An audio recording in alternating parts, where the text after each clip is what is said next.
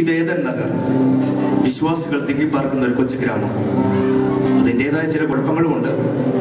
എന്തിനും ഏതിനും വചനം എന്ന വാളെടുത്താണ് പയറ്റ്. മോഷ്ടിക്കാൻ പോയ കള്ളൻ മോഷണം കഴിഞ്ഞ് കർത്താവ് കാത്തു എന്ന് പറഞ്ഞ പോലെ ഏതിനും വചനത്തെ കൂട്ടുപിടിക്കാൻ മെടുക്കാൻ. ഇതിലെ കഥാപാത്രങ്ങൾക്ക് മരിച്ചു മൺമറിഞ്ഞു പോയവരുമായി യാതൊരു ബന്ധവുമില്ല. ജീവിച്ചിരിക്കുന്ന നിങ്ങളുമായി സാമ്യം തോന്നിയാൽ അതൊരു സത്യം മാത്രം. ഞങ്ങളെല്ലാം തികഞ്ഞവർ എന്നല്ല, വിമർശനങ്ങൾ താർക്കാനല്ല, മറിച്ച് തെറ്റുകൾ തിരുത്താനും പണിതെടുക്കുവാനുമാണ്. ഇതിൽ നിന്നും പ്രചോദനം ഉൾക്കൊണ്ട് ആരുടെയെങ്കിലും മനസ്സൊന്ന് മാറിയിരുന്നെങ്കിൽ, വ്യാമോഹമാണെങ്കിലും ആശിച്ചു പോകുന്നു. ദ ട്രൂത്ത് ഇന്റർനാഷണൽ അവതരിപ്പിക്കുന്നു ലജ്ജയാൽ മാനം തോന്നിയാൽ. വേഷക്കാർ: അന്നാമ ചേടത്തി, ഫേബ കാട്ടിൻ, ബ്രാക്കറ്റ് തോമ, രാജേഷ് നിരണം, പാരയാവറാൻ, മോൻസി നിരണം, ശുദ്ധനുപദേശി, ആൻഡോ അലക്സ്. ലജ്ജയായതിൽ മാനം തോന്നിയാൽ ശേഷം സ്റ്റേജിൽ.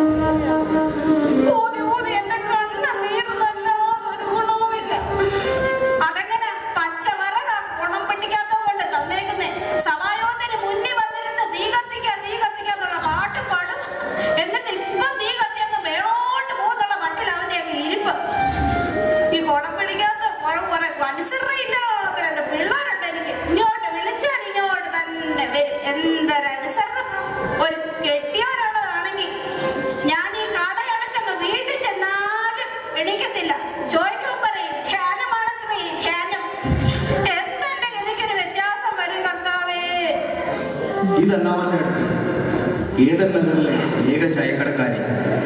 ഗ്രാമം ഉണരുന്നതും ഉറങ്ങുന്നതും അന്നാമച്ചേടത്തിയുടെ ചായ കുടിച്ചുകൊണ്ടാണ്.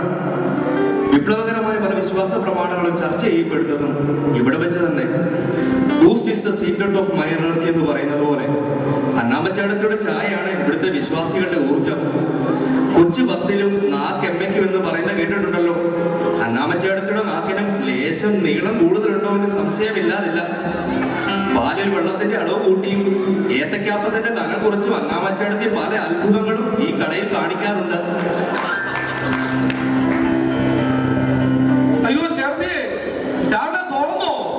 ഓ എന്തൊരുതാണ് കുടുങ്ങുന്നു ചേച്ചി, കുടുങ്ങുന്നു. ഇത് കുഞ്ഞവറാച്ചൻ, ഏതെല്ലാം ഏക പത്രക്കാരൻ.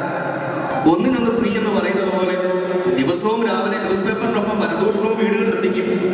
ശരിക്കും പറഞ്ഞാൽ അവറാന്റെ ന്യൂസ് പേപ്പർ ബിസിനസ് പരദൂഷണത്തിനൊപ്പം ഒരു സൈഡ് ബിസിനസ് മാത്രം. അറുത്ത കൈ കുത്തു തേക്കാത്ത വിശ്വൻ കൂടിയ ഇദ്ദേഹം മറ്റുള്ളവരെ സ്വാധീനിച്ച് തന്റെ കാര്യം നേടാൻ വേണ്ടി തുടങ്ങിയതാണ് ഈ പണി. ഇന്നിപ്പോൾ ഇതില്ലാതെ ഇദ്ദേഹത്തിന് ജീവിക്കാൻ വയ്യെന്നായി. എല്ലാ ഞായറാഴ്ചകളും ആരാധന കഴിഞ്ഞ് പുറത്തിറങ്ങിയാൽ ആദ്യം ചെയ്യുന്ന പരിപാടി അറിഞ്ഞോ എന്ന് ചോദിച്ചുകൊണ്ട് പാസ്റ്ററും വിശ്വാസികളും മനസ്സിൽ പോലും ചിന്തിക്കാത്ത കാര്യങ്ങൾ വിളിച്ചറിയിക്കും. ഈ സ്വഭാവം മാറ്റാൻ ഉപദേശിച്ച പാസ്റ്ററോട് പരദൂഷണം പറഞ്ഞില്ലെങ്കിൽ തനിക്ക് നാക്ക് ചൊറിയുന്ന പോലെ തോന്നും എന്നാണ് ശുദ്ധനായ കുഞ്ഞിറാച്ചൻ മറുപടി പറഞ്ഞത്. എന്റെ കർത്താവേ, ഇന്നും ഈ കുരിശ് തന്നെയാണല്ലോ കണി. ഇന്ന് ഇങ്ങനെ കണ്ടുകൊണ്ട് തുടങ്ങിയ എന്റെ ഗതി എന്താകുമെന്നോ. എന്താ ചേട്ടത്തി, ഞാൻ വന്നത് ഇഷ്ടപ്പെട്ടില്ലെന്ന് തോന്നുന്നു.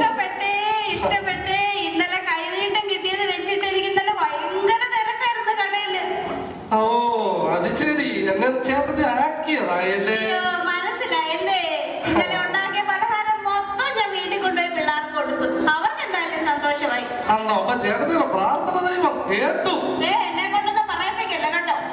മരുന്നും കടത്തിന് അവസ്ഥയ്ക്ക് ഇന്ന് എന്റെ നിന്നും മേടിച്ചോണ്ട് പോവുകയും ചെയ്യാണ്. അത് ചേട്ടത്തി പാസ്റ്റർ ഇന്നലെ പ്രസംഗിച്ചത് കേട്ടില്ലേ? എല്ലാരും സഹോദരന്മാരെ പോലെ കാണണമെന്ന്. പിന്നെ പാസ്റ്റർക്ക് അങ്ങ് പ്രസംഗിച്ചാൽ മതി. കട നടത്തുന്ന ഞാനാ. കാശ് തന്നില്ല, ഒരെണ്ണത്തിനെ എനിക്കൊണ്ട് കേട്ടത്തില്ല. പിന്നെ പറയുന്നവർക്ക് പ്രവർത്തിക്കുന്നവർ പറയുന്നവരങ്ങോട്ട് പ്രവർത്തിക്കത്തുമില്ല, പ്രവർത്തിക്കുന്നവരോട് പറയത്തുമില്ല. അത് ചേർത്ത് പറഞ്ഞ സത്യമാ കേട്ടോ. പിരിവ് കൊടുക്കാത്തവനെ പിടിച്ച് പിരിവേൽപ്പിക്കുന്നത് പോലെ 5 പൈസ കൊടുക്കാത്തവനെയാ പിരിവേൽപ്പിക്കുന്നത്. അവന്മാരോട് പിന്നെ ആരോടും പിരിക്കാൻ പോകത്തില്ലല്ലോ, പിരിക്കാൻ നടക്കുമ്പോ. അപ്പൊ അവരങ്ങ് പിരിക്കാൻ അവർക്ക് ഇഷ്ടം, കൊടുക്കണ്ടല്ലോ നേരം. ഏട്ടത്തി എന്താ രാവിലെ തന്നെ ഒരു ഉടക്കൻ മോശമായെന്ന് തോന്നല്ലോ.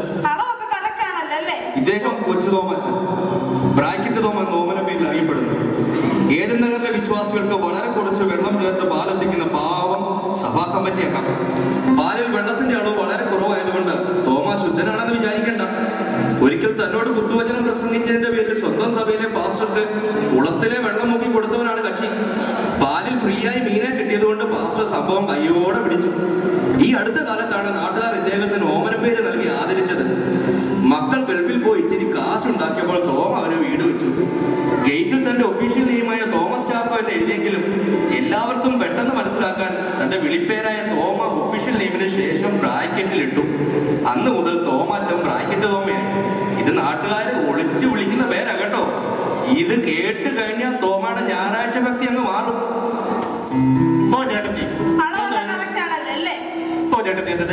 വിശ്വാസമില്ലേ? ഈ ചേട്ടത്തെ കൊണ്ട് ഞാനങ്ങ് തോറ്റു. ആ അവറാച്ചൻ ഇവിടെ ഉണ്ടോ? ഈ ചേട്ടത്തിയുടെ വർത്താനം കേട്ടോ? ഓ എന്തോ വേറെ ഞാൻ ചോദിക്കുന്ന പാല് പശു തരുമോ? ഈ നാട്ടുകാരുടെ മുഴുവൻ ആവശ്യം ഞാൻ നടത്തി കൊടുക്കട്ടെ അവറാച്ച? ഞാൻ എന്തുകൊടുക്കാനാ ചേട്ടൻ ചോദിക്കുന്ന പാല് പശു തന്നില്ലെങ്കിൽ പിന്നെ ഞാൻ ഇത്ര കാര്യങ്ങളൊക്കെ ചെയ്യേണ്ടി വരും. നമ്മൾ സത്യക്രിസ്ത്യാനികളല്ലേ?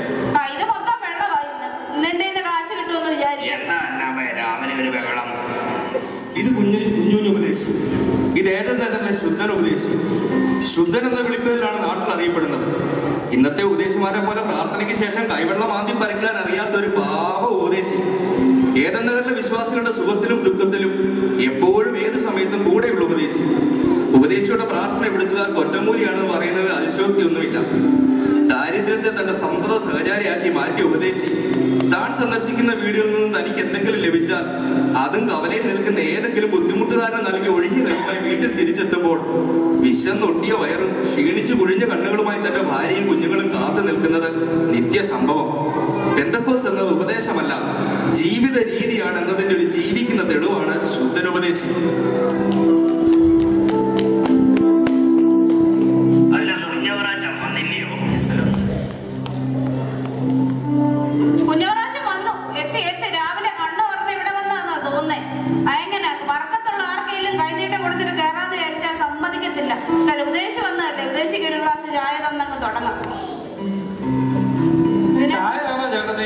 ഞാനും കുറച്ചേരമായി ഇവിടെ നിൽക്കുന്നു. ഒരു ചായ കിട്ടിയിരുന്നാ കൊള്ളായിരുന്നു കേട്ടോ. അവിടെ ഇരിക്കത്തേ ഉള്ളൂ.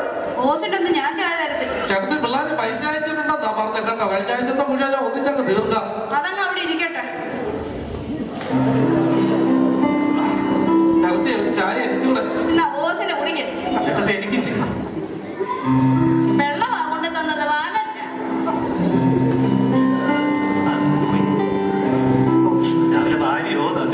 അറിഞ്ഞോ? കഴിഞ്ഞ ആഴ്ച ഭക്ഷണം കഴിഞ്ഞല്ലെന്നാ പറയുന്നത് കേട്ടത്. അതിവിടെ എന്നും പതിവുള്ള കാര്യമല്ലേ. അതിപ്പോ ഒരു പുതുമയൊന്നുമല്ല എന്റെ അവറാച്ച. ഇതിപ്പോ കുറച്ച് നാളായിട്ട് നമ്മൾ കാണുന്നതാ.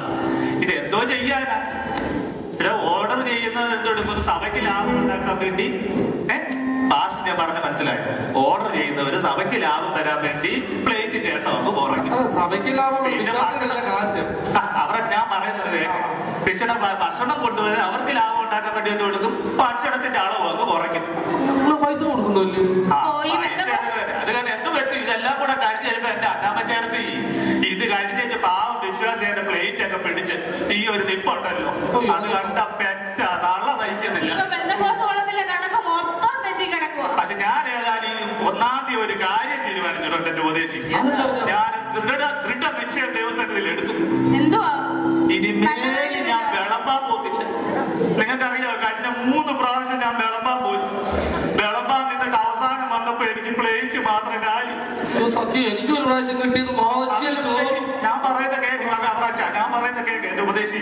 എനിക്ക് ഇതൊക്കെ തന്നെയാ കിട്ടി. കഴിഞ്ഞ ആഴ്ച ഒരു കൊച്ചം കുറച്ച് ചോറ് തന്നതുകൊണ്ട് കറിയില്ല, ഞാനത് കഴിച്ചിട്ടാ പോയത്. അതല്ല എന്റെ ഉപദേശി. എന്റെ കൊണ്ടാട്ടി പെണ്ണുമ്പിള്ളി ഉണ്ടല്ലോ, അവളോട് ഒരാഴ്ച മുന്നേ ഈ ഉപദേശിമാര് വിളിച്ചു പറഞ്ഞ് അടുത്ത ആഴ്ച ഫുഡുണ്ടെന്ന് പറഞ്ഞപ്പോ വ്യാഴാഴ്ചയെ അവൾ അടുക്കള അടച്ചു. അവൾ അടുക്കള അടച്ച് അവൾക്ക് നേരത്തെ കിട്ടി. ഞാനാണെങ്കിൽ ഇതെല്ലാം കഴിഞ്ഞേച്ച് വിളമ്പും കഴിഞ്ഞ് ഉപദേശിച്ച് എന്നപ്പോ ആട് കിടക്കുന്നു. ആ വീട്ടിലും ഇല്ല, സഭയിലും ഇല്ല. ഏതായാലും അങ്ങനെ തീരുമാനത്തിൽ ഞാൻ ഉറച്ചു നിൽക്കും. കിട്ടില്ല. കഴിഞ്ഞ പ്രാവശ്യം എനിക്ക് പ്ലേറ്റ് മാത്രമേ കിട്ടിയുള്ളൂ. ഈ ബന്ധുക്കോളത്തിലെ കണക്ക് മൊത്തം ഇപ്പൊ തെറ്റി കിടക്കുക. കുമാർക്ക് അറിയാവുന്ന കണക്കെങ്കിലും ഒന്ന് ശരിയാക്കി. അത് ചേട്ടത്തി പറയാൻ ശരിയാണ്. മീറ്റിംഗ് ഇല്ലാതെ നമുക്ക് എന്തോന്ന് മീറ്റിംഗ്. അന്നാമ്മ, ദൈവരാജ്യം ഭക്ഷണവും പാനീയമല്ല. ദൈവരാജ്യത്തെ ഭക്ഷണം പാനീയമായിട്ട് കണ്ടുകൊണ്ട് നമ്മൾ പുച്ഛിക്കരുത്.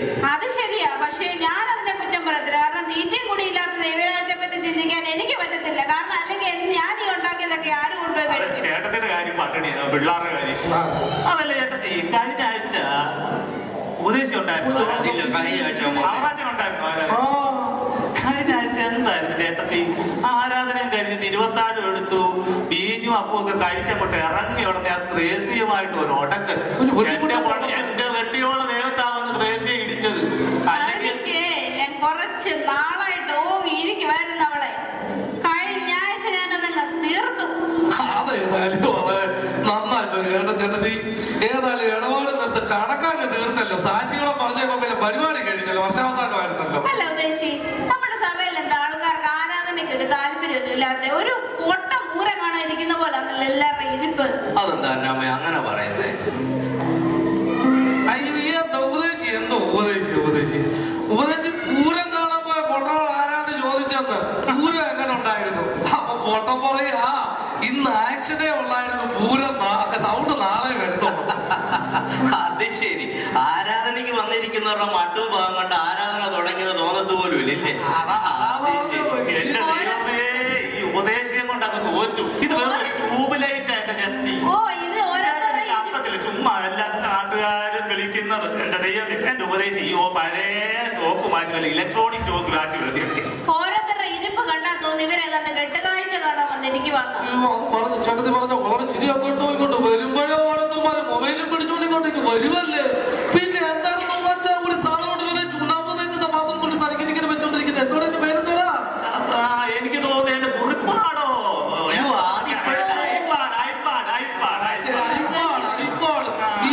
പിടിച്ചോണ്ടൊരു വരവല്ലേ. പിന്നെ എന്തോ വേണം. ഇങ്ങോട്ട് വന്ന് കേറി മൊബൈൽ. ഇപ്പോഴത്തെ പിള്ളേരുടെ കയ്യിലെല്ലാം കൊണ്ട് ബൈബിളിന് പകരം പിള്ളേർ അതാ കൊണ്ടുവരുന്നത്. ഈ ചുണ്ണാമ്പ് പാത്രം പിടിച്ച് പിന്നെ മാസമായിട്ട് ഗെയിം കളിക്കുക, ഇന്റർനെറ്റ് ചാറ്റിങ് ഒക്കെ നടക്കുന്നില്ല. ഇത് വല്ലതും ഉണ്ടായിരുന്നു. ഇപ്പോഴത്തെ ഓരമരുന്നിന്റെ മണം മാറാത്ത പിള്ളേരുടെ ഐപ്പാടാണെന്നേ. ഞാനൊന്നും പറയട്ടെ. എനിക്ക് പറഞ്ഞു പറഞ്ഞിരിക്കാം. ഇതും കൂടെ ഇവിടെ കുഴപ്പമില്ലല്ലോ. വീട്ടിൽ പ്രശ്നമില്ല, പിള്ളേരുടെ വഴക്കമില്ല. പിന്നെ എന്നാ ഫ്രീ ആയിട്ട് ഉപദേശം, പാട്ട്, താളം വന്ന് കളിച്ച് രസിച്ച് ഇരിക്കരുത്. അതൊക്കെ എന്റെ അന്നാമ്മ ചേർത്ത്. ഇത് മാത്രമല്ല എന്റെ പിന്നെ ഈ നമുക്കറിയാം, ഈ നിങ്ങൾ ആരാധനയ്ക്ക് വന്ന് ഇത് വല്ല ശ്രദ്ധിക്കുന്നുണ്ടോ? നിങ്ങൾ വെട്ടി വന്ന് ചാടിയിട്ട് പോകും. അത് മാത്രമല്ല, നിങ്ങൾ ചുറ്റും നോക്കണം. നിങ്ങൾ കണ്ടിട്ടുണ്ടോ ചിലരുടെ വരവ് ബ്യൂട്ടി പാർലർ പോലും ഇല്ലാത്ത തരത്തിലൊരു വായൊക്കെ പിടിച്ച്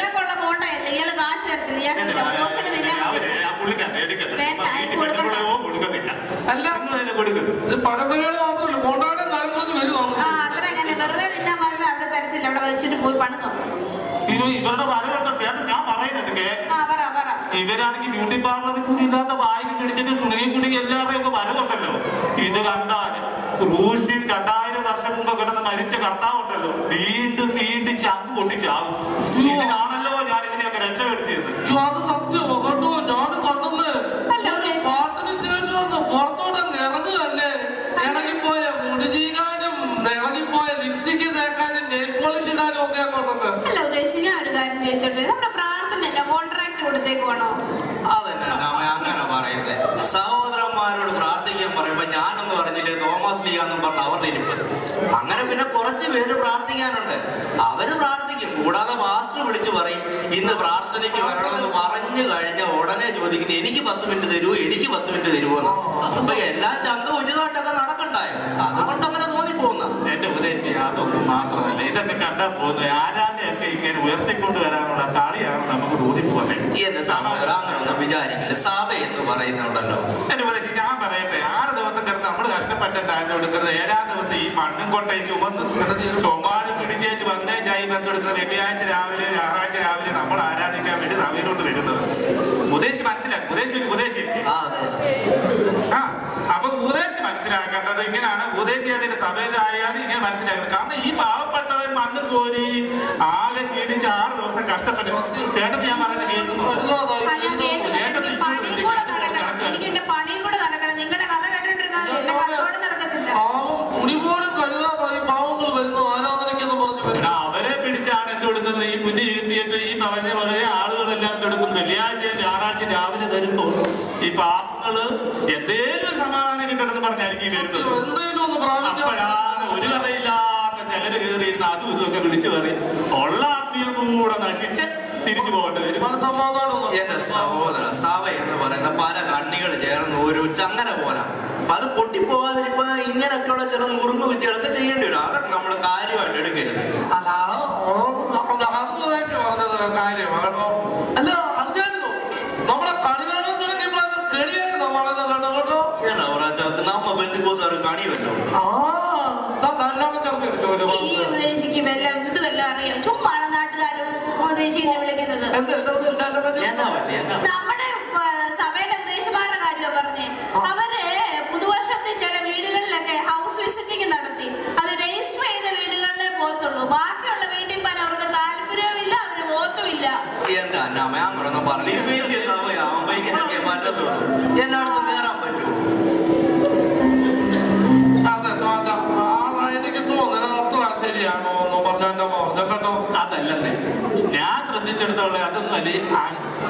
ഉപദേശിക്കാൻ ഒരു പഴഞ്ചൊല്ലുണ്ട്, കരയുന്ന കുഞ്ഞിനെ പാലുള്ളെന്ന് പറയുന്നത്. ഇതുപോലെ ഇടയ്ക്കിടയ്ക്ക് സഭയെ ചില കുത്തിത്തിരിപ്പും ഞാൻ പറഞ്ഞ ചില കുത്തിത്തിരിപ്പും പ്രശ്നങ്ങളൊക്കെ ഉണ്ട്. ദാ വന്നു ദേ പോയെന്ന് പറഞ്ഞ് നിൽക്കുന്ന ചില വ്യക്തികൾ അങ്ങനെയാണ് ഉണ്ടെങ്കിൽ എന്താ പറയുന്നത്. പിന്നെ കുറയ്ക്ക് ഫോൺ വിളി, കുറയ്ക്ക് വിസിറ്റ്, അങ്ങോട്ട് പോകുന്നു ഇങ്ങോട്ട് പോകുന്നു, വണ്ടി പിടിക്കുന്നു. ദാരിദ്ര്യം ഞാൻ പൈസ തരാം കൊടുത്ത് പറഞ്ഞത് പറ. ഇതുകൊണ്ട് എന്തോ കുഴപ്പമെന്ന് വെച്ചാൽ പാവപ്പെട്ട വിശ്വാസികളുടെ കാര്യമാണ് കഷ്ടം. കോരന് കുമ്പിളി കഞ്ഞി എന്ന് പറഞ്ഞ പോലെ അവരെ നോക്കാനോ അവരോട് മിണ്ടാനോ ചിരിക്കാനോ കൈ കൊടുക്കാനോ ഒന്നും ആരുമില്ല. അവരുടെ കാര്യമാണ് കഷ്ടം. അത് സത്യമാകട്ടെ. വരുന്നതും പോകുന്നൊന്നും ആരും അറിയത്തില്ല. ആരോട് ചോദിക്കാതെ ചുരുക്കം പറഞ്ഞ സഭയുടെ അവസ്ഥ ഇപ്പോൾ ഒരുമാതിരി ഇടയൊടിഞ്ഞ പാമ്പിന്റെ പരുവത്തിലല്ലേ. അങ്ങോട്ടും ഇല്ല ഇങ്ങോട്ടും ഇല്ല, വല്ലാത്തൊരു അവസ്ഥ തന്നെ. ആദ്യം പൗറാച്ച അങ്ങനൊന്നും പറയില്ല. സഭയിൽ അനുചിതമായ കാര്യങ്ങൾ നടന്നാൽ നമ്മൾ വിലക്കണം. മൊബൈൽ കണ്ട് കളിക്കാനോ മുഖം ഇരിക്കാനോ ചെറി ചുമപ്പിക്കാനോ ഉള്ള സ്ഥലമല്ല സഭ. സഭയെ കത്രുമേശ അടക്കുമ്പോ എത്ര പേരാ ചെരുപ്പിട്ടുകൊണ്ടിരിക്കുന്നറിയാവോ? കത്രുമേശ എന്ന് പറഞ്ഞാൽ വിശുദ്ധിയോട് എടുക്കേണ്ടിയാ. അതൊക്കെ നമ്മൾ തർജ്ജനം ചെയ്യണം, ശക്തമായിട്ട് ചെയ്യണം. അത് ഉണ്ടെങ്കിൽ മാത്രമേ സഭ മുന്നോട്ട് പോകത്തുള്ളൂ. അത് ഉപദേശിച്ച് പറഞ്ഞ മാസം കേട്ടോ. സഭയെന്ന് പറയുന്നത് വിശുദ്ധന്മാരുടെ കൂട്ടമാ. എല്ലാവർക്കും വന്നിരിക്കാൻ പറ്റിയ അറിഞ്ഞു നമ്മുടെ പൂരത്തെ പറ്റി എന്നോ പൂരം വരുന്നതോടെ അവറാച്ച പറയുന്നത് പൂരം. എന്റെ ഉപദേശി ഹെബ്രോൻ പുരവന്നല്ലേ? എന്നാ പ്രശ്നം? അവറാച്ചൻ ഇങ്ങനെ കാര്യങ്ങളൊക്കെ കൊണ്ടുവരുന്നുണ്ട്. ഞങ്ങള് നാട്ടുകാരൊക്കെ എല്ലാം അറിഞ്ഞു പോകുന്നുണ്ട്. ഒരുമാതിരി എന്നെ കൂടെ ഒന്ന് പറമ്പിക്കല്ലേ. എന്റെ ഞാൻ എനിക്ക് അങ്ങനെ ചില കുഴപ്പങ്ങളൊക്കെ ഉണ്ട്. അത് പോട്ടെ. ഉപദേശം ഞാനീ പറഞ്ഞിട്ട് വരുന്ന നമ്മുടെ സ്റ്റേറ്റ് കൗൺസിൽ ഇലക്ഷന്റെ കാര്യത്തെ പറ്റിയാണെന്ന്. ഓ അതായിരുന്നു. ലജ്ജയായതിൽ മനുഷ്യന് മാനം തോന്നി പിന്നെ നമുക്ക് എന്നാ എടുക്കാൻ പറ്റുമോ അവറാച്ച? അതെന്താ ഉപദേശം അങ്ങനെ പറഞ്ഞു? ഒന്ന് വെളിപ്പെടുത്തി പറ തോമാച്ച. അതിന് നമ്മൾ ഈ പ്രസ്ഥാനം ആരംഭിച്ചതിന്റെ ഉദ്ദേശശുദ്ധിയെ കുറിച്ച് പഠിക്കണം. 1930കളില് സഭയിലെ സെൻട്രൽ ശുശ്രൂഷകന്മാർക്ക് ഒരു അധികാരം കൊടുക്കണമെന്ന് പറഞ്ഞൊരു ചർച്ച വന്നു. ശുശ്രൂഷകന്മാരെല്ലാം കൂടെ കൂടിയിട്ട് ഈ സമയം ചരിത്രം ഇച്ചിരി ചരിത്രം അപ്പൊ ഈ ശുശ്രൂഷകന്മാരെല്ലാം കൂടെ കൂടി ഇങ്ങനെ പറഞ്ഞപ്പോഴേ അവസാനം വഴക്കായി. എന്താണെന്നറിയോ? എപ്പിസ്കോപ്പൽ സഭയിലേക്കുള്ള തിരിച്ചുപോക്കാണെന്ന് ഇതിനെ ന്യായീകരിച്ച ചിലവര്. അങ്ങനെ പറഞ്ഞപ്പോ കെ എബ്രഹാം സാർ എന്നാ പറഞ്ഞെന്നറിയോ? സെൻട്രൽ ശുശ്രൂഷ എന്ന് പറയുന്നത് ഈ മാസികമൊക്കെ നടത്തുമ്പോ എഴുത്തു കൊടുക്കാനും അതുപോലെ ചില ചില്ലറ കാര്യങ്ങളും പറയാൻ വേണ്ടിയുള്ള ഒരാളായിരുന്നു നാം പറഞ്ഞത്. പക്ഷെ ഇന്നെന്നാ അങ്ങനല്ല. സെൻട്രൽ പാസ്റ്റർ ആവാൻ അവിടെ ക്യൂവാ പൈസ കൊടുത്ത് ആ രീതിയായി മുഴുവൻ ചെലവ് പരിപാടി നടത്തുന്നത്. എന്നിട്ടാണോ ഇവർ ഈ പണിയൊക്കെ കാണിക്കുന്നത്? രാഷ്ട്രീയക്കാരെക്കാളും വെല്ലുന്ന പ്രകടനമായിരുന്നതാ കേട്ടത്. അല്ലേ? സാമൂഹിക നീതിയെ പറ്റി എന്ന് നോവാത്തിന് ചോദിക്കണമെന്ന് പറഞ്ഞായിരുന്നു. നമ്മുടെ സഭകൾക്ക് എന്തോ വ്യക്തമായ കാഴ്ചപ്പാടിൽ എന്തോ വെച്ചത്. അത് അതൊക്കെ നമുക്ക് ഉപദേശിച്ചു എല്ലാം ചോദിച്ചു. എന്നിട്ട് ഉപദേശിച്ച് നമ്മുടെ സഭയ്ക്ക് ആ സാമൂഹികമായ പ്രതിബദ്ധതകളൊന്നും ഇല്ലേ? അതോ ഈ ഉപവാസവും പ്രാർത്ഥനയും മാത്രമാണോ?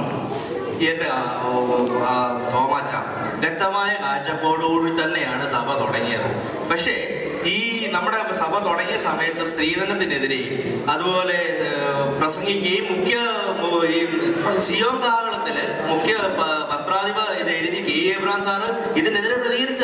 കൂടാതെ അന്ന് ധനസമ്മാനത്തിനെതിരെയും പലിശയ്ക്ക് കൊടുക്കുന്നതിനെതിരെയൊക്കെ ഇത് പറയുമായിരുന്നു. ഇന്നാണെങ്കിൽ സാമൂഹ്യ പ്രതിബദ്ധതയൊന്നും നമ്മുടെ ഏഴയിലെത്തു പോലും.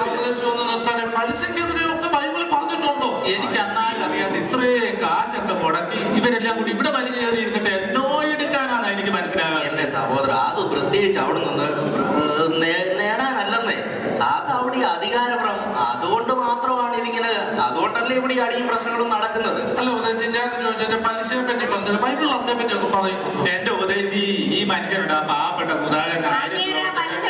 നാട്ടുകാരെ മൊത്തം പലിശ വാങ്ങിച്ചു കൊള്ള പലിശ അയാളെ പെണ്ണുമ്പോൾ അയാളെ അടിക്കാനായിട്ട് ഓടിക്കുമായിരുന്നു. എനിക്ക് മുതലിക്ക് തന്നാ മതി എന്ന് പറഞ്ഞ പലിശ വേണ്ട. സന്തതിയെ പോലും ബാധിക്കുന്ന കാര്യമായത്. ഒരിക്കലും നമ്മൾ അങ്ങനെ ചെയ്യരുത്. ഇല്ല, ഞാൻ നിർത്തി ഉപദേശം. ഞാൻ അയാളെ പറഞ്ഞൊന്ന് മാനസാന്തരപ്പെടുത്തി എടുക്കാൻ നോക്കും. സഭയിലോ പറയാൻ പറ്റത്തില്ല. സഭയെ പറഞ്ഞ പിന്നെ ഒരെണ്ണം സഭയ്ക്കകത്ത് കാണത്തില്ല. ഞാൻ ഇനി പലിശയുടെ പരിപാടിയില്ല ഉപദേശം. എനിക്കറിയത്തില്ലായിരുന്നു, സഭയിൽ ഉപദേശമൊന്നും കേട്ടിട്ടില്ല. അതുകൊണ്ടാണ് പറ്റുന്നത്. അത് നന്നായി. അതിന് അവറാനൊക്കെ മാനസാന്തരപ്പെട്ടല്ലോ, അത് മതി. അല്ല, അതൊരു വാസ്തവമാണ്. ഇതൊക്കെ പറഞ്ഞ് ശരിക്കും പറഞ്ഞാലേ, ഇതൊക്കെ പറഞ്ഞാലും ആര് വേണ്ട പിന്നെ സഭയില് അതിങ്ങനെ പറയാൻ പോയ ആരും കാണത്തില്ല. ഉള്ളതും കൂടെ പോകും. ചുമ്മാ വളർത്താൻ നോക്കിയാൽ മതി, തള്ളത്താൻ നോക്കണ്ട. വളഞ്ഞായാലും വിളഞ്ഞോണ്ട്. അതോ വിളഞ്ഞാണേലോ വളഞ്ഞാ മതി അല്ലേ? അത് ശരിയാ, ചേർത്ത് പറഞ്ഞത് ശരിയാ കേട്ടോ. എന്റെ ഉപദേശി, എന്റെ അവറാച്ച, എന്റെ അന്നാമ്മച്ചടുത്ത് ഇന്ന് ഇതൊന്നും പറഞ്ഞിട്ട് യാതൊരു കാര്യം. ഓ, ഒന്നും കാര്യമില്ല. പറഞ്ഞാൽ ഒരു ചായം കൂടെ ചെയ്യാമോ? ഇയാൾ എത്ര ചായ? എന്റെ ഒരു കൊല്ലം പഴയ. അതുപോലെ എന്റെ ഉപദേശി ഇപ്പൊ ഇവിടെ ചങ്ങനെ ഉപദേശിക്ക് ഞാൻ പറഞ്ഞത് വല്ല മനസ്സിലായോ? ഇതിനൊക്കെ എന്താ വേണമെന്നറിയാവോ? വ്യക്തമായ ആത്മീയ കാഴ്ചപ്പാടും ബോധവും ചങ്കുറപ്പുള്ള ചില ചെറുപ്പക്കാരെ ഇതിനു വേണ്ടി എന്തെടുക്കണം, ധൈര്യത്തോടെ ഇറങ്ങിത്തിരിക്കണം. ഒരു മാറ്റം നമ്മുടെ മധ്യത്തിൽ ഉണ്ടായെങ്കിൽ മാത്രമേ ഇതിനൊക്കെ എന്തെടുക്കത്തുള്ളൂ. ഒരു ആത്മീയ ഉത്തേജനം, ഒരു ഉരുത്തിരിയൊക്കെ കുറച്ച് ആളുകൾ ഒന്നും നടക്കാൻ പോകുന്നല്ലേ അല്ലേ? ഞാൻ ആലോചിക്കാറുണ്ട്, ബന്ധക്കോസ്തൊരു ജീവിത രീതി എന്ന് പറഞ്ഞപ്പോൾ പിതാക്കന്മാരെ തുടങ്ങി വെച്ച ആ ഒരു പരിപാടി എത്രമാത്രം ഒരു ഉപദേശം മാത്രമായി പോയത് അല്ലേ? ഈ നേതാക്കന്മാരിൽ ആർക്കെങ്കിലും ഒരാൾക്ക് ധൈര്യമുണ്ട് എന്റെ ജീവിതം ഒന്ന് നോക്കൂ എന്ന് പറയാൻ? അങ്ങനെ ബലമുണ്ടോ ഉപദേശി? അല്ല, ഞാൻ ഇയാളെ നോക്കി എല്ലാരും പ്രാകും. ഇറങ്ങി പോ എന്റെ കടയിൽ നിന്ന്. എനിക്ക് അല്ല, ഈ ഉപദേശിമാരെ മാത്രം നിങ്ങളൊരു കുറ്റം പറയും. സെന്ററൊന്നും വേണ്ട എന്നാണോ ഉപദേശി? അയ്യോ, അങ്ങനല്ല. സെന്റർ വേണം. ഏരിയയിലുള്ള സഭാംഗങ്ങളെല്ലാം കൂടെ കൂടി അവരൊന്ന് കൂട്ടായ്മ കാണിക്കുന്നത് ഏറ്റവും നല്ലതാ. അങ്ങനെ ആ സമയത്ത് അതെല്ലാം നടത്താൻ ഒരു സെക്രട്ടറി, ഈ പൈസയുടെ വരവുചെലവും ഒക്കെ നോക്കാൻ ഒരു ട്രഷറർ നല്ലതാ. പക്ഷെ ഇത് പിന്നീട് അങ്ങ് അധികാരമോഹത്തിലേക്ക് പോവുക. അപ്പോഴേ പ്രശ്നം ഉണ്ടാകുന്നത്. അല്ലെങ്കിൽ ഇതൊന്നും ഒരു കുഴപ്പമല്ല. അത് ഉപദേശിച്ച് പറഞ്ഞ ഈ അധികാരം എന്റെ അവറാച്ച ഇത് ഈ നാശത്തിനെല്ലാം കാരണം. ഛർദിയായി പരിപ്പോടെ ആണെങ്കിൽ നല്ലതായിരുന്നു. പഴവും പരിപ്പോടെ കോമ്പിനേഷൻ കേട്ടോ. ഓസിനല്ലേ തട്ടിക്ക്, ഓസിനല്ലേ. ഇയാൾ ഒരിക്കലെങ്കിലും എനിക്ക് കാശ് തന്നിട്ട് ഒരു കുക്ക് നിറഞ്ഞു. ഇയാളുടെ വെച്ചൊരു കുക്ക് നിറഞ്ഞു. വേഗം കഴിച്ചു കഴിഞ്ഞിട്ട് വാ നോക്കാം. എനിക്ക് കച്ചവടമാണോ? ഞാൻ ഈ പലിശക്കാശ് എനിക്ക് കൊടുത്ത് അവരുടെ കടമൊക്കെ തീർക്കുന്നത്. ഈ അധികാരം എല്ലാത്തിനും കാരണമല്ലേ?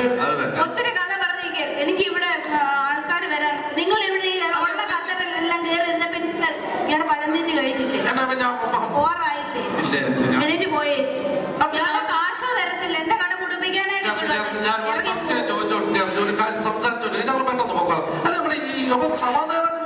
നമ്മുടെ സഭയിലെ കാര്യങ്ങളൊക്കെ എങ്ങനെ നടക്കുന്നത്? പണ്ടൊരു ദേവദാസൻ പറഞ്ഞ എന്താണെന്നറിയാം? നിങ്ങൾ എത്ര പേരെ സേവിക്കുന്നു അത്രയും പേരുടെ നേതാവാണ് നിങ്ങള്. നമ്മള് മറ്റുള്ളവരെ സേവിച്ചാലേ നമ്മൾ നേതാവും. അത് തന്നെയാണ് ക്രിസ്തു തന്റെ ശിഷ്യന്മാരെ പഠിപ്പിച്ച കാലഘട്ട ശുശ്രൂഷയിലൂടെ. പക്ഷേ ഇതൊന്നും ആരും മനസ്സിലാക്കുന്നില്ല. ദാസ്യത്വ ഭാവമാണ് ശരിക്കും ആത്മീയം, അല്ലാതെ അവിടെ അധികാരമല്ല. ദാസ്യത്വ ഭാവം നമ്മൾ ഉണ്ടാവണം. ഓ ഇന്നലെ ദാസ്യഭാവം ഇപ്പൊ ഇവരൊക്കെ സേവിക്കല്ലേ അവറാച്ച. അവിടെ മരണ ശുശ്രൂഷയ്ക്ക് വിളിച്ചാൽ പോലും പാടി കണക്ക് പറഞ്ഞ് വാങ്ങിക്കുന്ന സ്ഥിതിയിലെത്തി നമ്മുടെ കാര്യങ്ങള്. അത് മുൻകൂട്ടി പറഞ്ഞാലേ വരത്തില്ല, വരത്തില്ല. വണ്ടി വരെ അയച്ചു കൊടുക്കണം. വരണമെന്നില്ല എന്റെ ബ്രാക്കറ്റ്.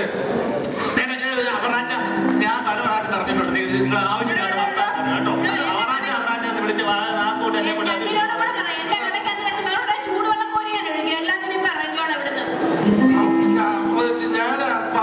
ഞാൻ ഇങ്ങനെയോട് പല പ്രാവശ്യം എന്നെ കയറി അങ്ങനെ വിളിക്കല്ലേ. സാരമില്ല. ഞാൻ അതൊന്നും പറഞ്ഞല്ലോ. ഞാൻ തോമാച്ചാറിന്റെ അറിയാവുന്ന വിളിച്ച് ബ്രാക്കറ്റ് ഒന്ന് വിളിച്ചു പോയത്. എന്റെ പിള്ളേരോട് ഞാൻ വിളിച്ചു പറയും കേട്ടോ. ഞാൻ പറഞ്ഞേക്കാം. നിങ്ങളുടെ കാര്യം നോക്കി പോകാൻ നോക്ക. അയ്യോ എന്റെ ഉദ്ദേശിച്ച് നമ്മുടെ സ്റ്റേറ്റ് കൗൺസിൽ ഇലക്ഷൻ തന്നെ ഒന്ന് കാണണം കേട്ടോ. അത് ഞാൻ കണ്ടതാണ്, ടി വി കൂടെ കാണിച്ചതാണ്. എന്തൊരു ദാസ്യമാവും, എന്തൊരു വിനയമാവുമാണെന്ന് അറിയാമോ. ഇങ്ങനെ പ്ലാക്കാർഡ് പിടിച്ച കഴുത്തിൽ ഇങ്ങനെ ബോർഡും തെട്ടിത്തൂക്കി നിൽക്കുന്ന പാവം കണ്ട വരുന്നവരോടൊക്കെ വോട്ട് ചോദിക്കുന്ന ഒരു പാവം കണ്ടോ. എന്തോരു വിനയമാവുമാണെന്ന് അറിയാമോ. ശരിയാ, പാവങ്ങള് തന്നെ. ഇവരുടെയൊക്കെ നിപ്പ് കണ്ടാൽ വേറെ പാനലുണ്ടാക്കി സ്വന്തം സഹോദരനെതിരെ അറപ്പും വെറുപ്പുളവാക്കുന്ന വാക്കുകൾ പറഞ്ഞ് ഇവർ വോട്ട് ചോദിക്കുന്ന കണ്ട ഇവരെയൊക്കെ ചാണകവെള്ളം തലച്ച് വെളിയിലിറക്കണം. എന്റെ അണ്ണാമച്ചയെടുത്ത് അതിനെന്നെ ഇത്ര സംശയം. ഈ ലക്ഷങ്ങൾ മുടക്കിയുണ്ടല്ലോ ആത്മപ്രശംസയ്ക്ക് വേണ്ടി പ്രിന്റ് ചെയ്യുന്ന ഈ പ്ലക്കാർഡും ഈ നോട്ടീസും ഒക്കെ ജനങ്ങൾ ചവിട്ടുന്ന നമ്മൾ കണ്ടില്ലേ. അതുപോലൊരു ദിനം വരും. നാളെ ഈ നേരത്ത് ശേക്കലിന് 1 സയ ഗോതമ്പും ശേക്കലിന് 2 സയ യവവും വിൽക്കുമെന്ന് ഈശോ പ്രവാചകൻ പറഞ്ഞ ഓർക്കുന്നു. അന്ന് ആ പറഞ്ഞത് കാണാൻ അകമ്പടി നായകൻ ഇല്ലാതെ പോയി. കാര്യം മരിച്ചുപോയി. ചവിട്ടിക്കൊന്ന ജനങ്ങൾ. ഇതുപോലെ ജനങ്ങൾ ഇവരെ ചവിട്ടുന്ന ഒരു ദിവസം വരുന്നുണ്ട്. നമ്മൾ അതിനുവേണ്ടി കാത്തിരുന്നു. ഇന്നലെ കണ്ടില്ലേ, കഴിഞ്ഞ ദിവസം കുടുംബവാഴ്ചക്കെതിരെയുള്ള ഒരു ജനവിധി കണ്ടില്ലായിരുന്നോ ഉമ്മനാട്ട്. ഇതുപോലെ തന്നെ. പക്ഷെ നമ്മള് ഇതിൽ നിന്ന് ആത്മീയതയോടുകൂടി നമ്മൾ ജീവിക്കണം. നമ്മൾ മറ്റുള്ളവരെ നോക്കിയാൽ നമുക്ക് പോകാൻ പറ്റത്തില്ല. വിശ്വാസികൾക്ക് വിവരം വെച്ച് തുടങ്ങി. ജനങ്ങൾ ചവിട്ടി തേച്ചു. ഒരു മാറ്റത്തിന്റെ കാറ്റ് നമ്മൾ കണ്ടു തുടങ്ങി. താമസിയാതെ പലയിടങ്ങളിലും ഇത് കണ്ടു തുടങ്ങും. ഇത് പറഞ്ഞിരുന്ന് എനിക്ക് ഇന്ന് സദാശിവന്റെ മോനെ പ്രാർത്ഥിച്ച് ബോംബെക്ക് വിടണം. കഴിഞ്ഞ ഞാൻ കേട്ടു, ആ രാഘവന്റെ മോനെ പ്രാർത്ഥിച്ച് വിടാൻ പോയിട്ട് അവരും ഉപദേശി പ്രാർത്ഥിച്ച് പിന്നെ അവസാനം രാഘവ മോനെ ഇറക്കി നേരത്തെ എയർപോർട്ടിൽ വിട്ടത് കേട്ടു. അതുപോലെ എത്ര രൂപ അന്നാമ എത്ര രൂപയായി? ഇതൊക്കെ പൈസ മേടിച്ചോളാം. പിന്നെ എന്നോട് പൈസ ചോദിച്ചോണ്ട്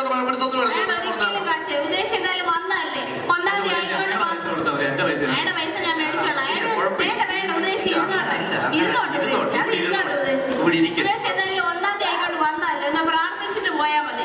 ഞങ്ങളുടെ ഉദ്ദേശിമാരോ വരാൻ പോകുന്നില്ല. ഉദ്ദേശിക്കലൊന്ന് പ്രാർത്ഥിക്കും. അത് ചെയ്യും. എന്നാ നമുക്കൊരു വാക്ക് പ്രാർത്ഥിക്കാം. സ്വർഗ്ഗസ്ഥനായ ഞങ്ങളുടെ പിതാവേ, ഈ 1-ാം തീയതി രാവിലെ ഇവിടെ കടന്നു വരുവാനും ഒരുക്കി തന്ന കൃപയ്ക്കായി സ്തോത്രം. അന്നാമയുടെ ആവലാദികൾ നീ കേൾക്കുന്നുണ്ടല്ലോ. അപ്പാ, തോമാച്ചനെ അവറാച്ചനെ ഓർത്ത് പ്രാർത്ഥിക്കുന്നു. അവറാച്ചന്റെ പലിശയുടെ കണക്കുകളെ നീ ഒന്ന് മാറ്റിയെടുക്കണമേ. അതുപോലെ തോമാച്ചന്റെ വെള്ളം ചേർത്ത പാല് അതും നീ ഒന്ന് മാറ്റണമേ. അനുഗ്രഹിക്കണമേ എന്ന് പ്രാർത്ഥിക്കും. അന്നാമയുടെ കടയെ നീ വിപുലമാക്കണമേ. ഹല്ലേലൂയ. കൂടാതെ അന്നാമയ്ക്ക് ദൈവമേ 5 അപ്പം കൊണ്ട് 5000 പേരെ പോഷിപ്പിക്കാനുള്ള കൃപ കൊടുക്കണമേ എന്ന് പ്രാർത്ഥിക്കും. അപ്പാ, അതുപോലെ ഞങ്ങളുടെ ഇടയിൽ നിന്ന് ഒരു ഉണർവ് ഉണ്ടാകണമേ. ഞങ്ങളുടെ VIP അംഗങ്ങളും ഞങ്ങളുടെ സൺഡേ സ്കൂൾ കുഞ്ഞുങ്ങളുടെ ഒരു ഉണർവ് ഉണ്ടായി ഈ സമൂഹം ഈ തിന്മയ്ക്കെതിരെ പോരാടാനുള്ള ശക്തി ലഭിക്കണമെന്ന് പ്രാർത്ഥിക്കും. അങ്ങയുടെ നാമമഹത്വത്തിനായി എല്ലാം തീരണം. യേശുവിന്റെ നാമത്തിൽ തന്നെ.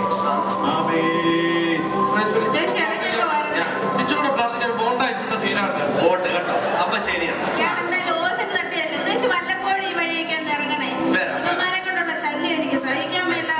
ശരി.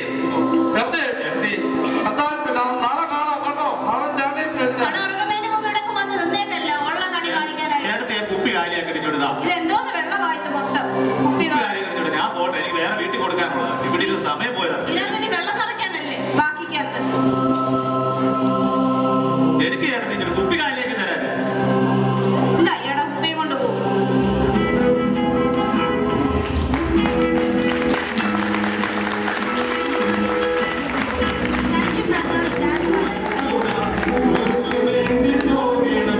ജീവനെങ്കിൽ ജീവൻ